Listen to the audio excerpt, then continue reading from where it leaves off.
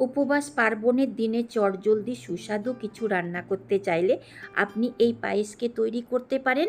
সময়ের সাথে সাথে খুব বেশি একটা উপকরণ লাগে না। খুব সহজ রেসিপি। শেষ পর্যন্ত দেখে যদি ভালো লেগে থাকে লাইক শেয়ার সাবস্ক্রাইব করবেন। নমস্কার, মঞ্জু কিচেনে আপনাদের সকলকে স্বাগতম। আজ তৈরি করব সিমুই পায়েস। এটা দু প্রকারের হয়, লাচ্ছা আর চিকন লম্বা। হাত দিয়ে ছুঁয়ে দেখবেন একদমই চিকন মনে হবে। আপনি এর বদলে লাচ্ছা সিমুইটা নিতে পারেন। একে কেউ কেউ সেমই বলে আর অনেকেই আবার সিমুই বলে। আমিও একে সিমুই বলেই জানি। সিমুইয়ের পরিমাণটা 1 কাপের 3 ভাগ নিয়েছি। রান্না করার পর ডবল হয়ে যাবে। প্রথমে ফ্রাই প্যানকে গরম করে নিয়ে দিন 1 টেবিল স্পুন ঘি। এর মধ্যে তেলের ব্যবহার করবেন না, ফ্লেভারটা খুব একটা ভালো হবে না। ফ্রাই প্যানের ঘিটা মেল্ট হয়ে গেলে দিন কেটে নেওয়া কাজু বাদাম। একে মিডিয়াম ফ্লেমে নেড়ে চেড়ে ভেজে নিতে হবে, কিন্তু খুব একটা লাল করে ভাজবেন না। কাজু বাদাম 50% ভাজা হয়ে গেলে এর মধ্যে দিন কিশমিশ। কিশমিশের কুকিং টাইমটা খুব একটা বেশি নয়, অল্পতে ভাজা হয়ে যায়। আর দিন গ্রেট করা কোকোনাট, এটা একটু ভাজাই আছে। মিশিয়ে নিয়ে আরও 1 মিনিট মতো ভেজে নেবেন। যদি আপনার কাছে কোকোনাট থাকে তো দিবেন, না তো স্কিপও করতে পারেন। ড্রাই ফ্রুট ভাজতে খুব একটা সময় লাগে না। দেখুন কোকোনাটগুলো লালচে হয়ে গেছে। একে বের করে ঠান্ডা হবার জন্য রেখে দিন।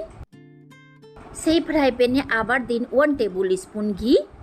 ঘি মেল্ট হতে সময় লাগবে না, যেহেতু ফ্রাই প্যানটা গরম আছে।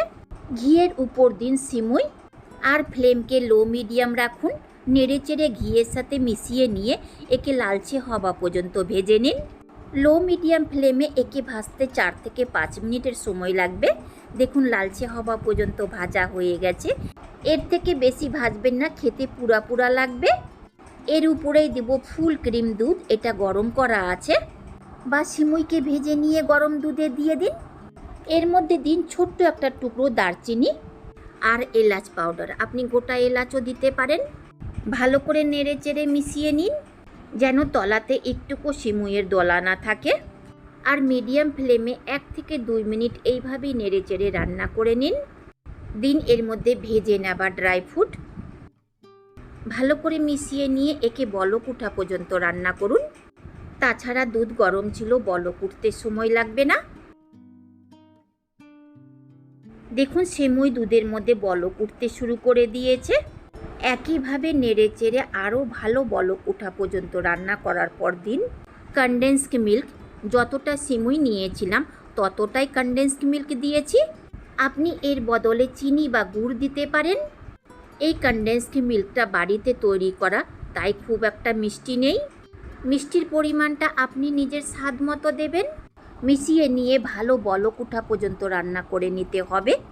সিমুই দুধের মধ্যে সেদ্ধ হবার পর চিনি দিতে গেলে খেতে গ্যাদ গ্যাদ করবে, তাই সিমুই একটু কম সেদ্ধ থাকবে তখনই মিষ্টি জাতীয় জিনিস দেবেন। মিডিয়াম ফ্লেমে 5 থেকে 6 মিনিটেই খুব ভালো বলক উঠে গেছে। এক নাগারে নেড়ে চেড়ে আরও 2 মিনিট মতো রান্না করে নেব। দেখুন সিমুই কিন্তু এখনও পুরোপুরি সেদ্ধ হয়নি। একে গরম দুধে রেখে দিতে গেলে ফুলে ডবল হয়ে যাবে আর এই সম্পূর্ণ দুধকেও শোক করে নেবে। দেখুন খুব ভালো বলক উঠে গেছে। ওভেনকে অফ করে 10 মিনিট মতো এইভাবেই রেখে দেব। 10 মিনিটের পর সিমুইয়ের দুধটা অনেকটাই গড়িয়ে গেছে, কিন্তু এখনও পুরোপুরি ঠান্ডা হয়নি। একে ঘন্টাখানিক এইভাবেই রেখে দিতে গেলে সিমুই সম্পূর্ণ দুধকে শোক করে ডবল হয়ে যাবে। তৈরি হয়ে গেল সিমুই পায়েস।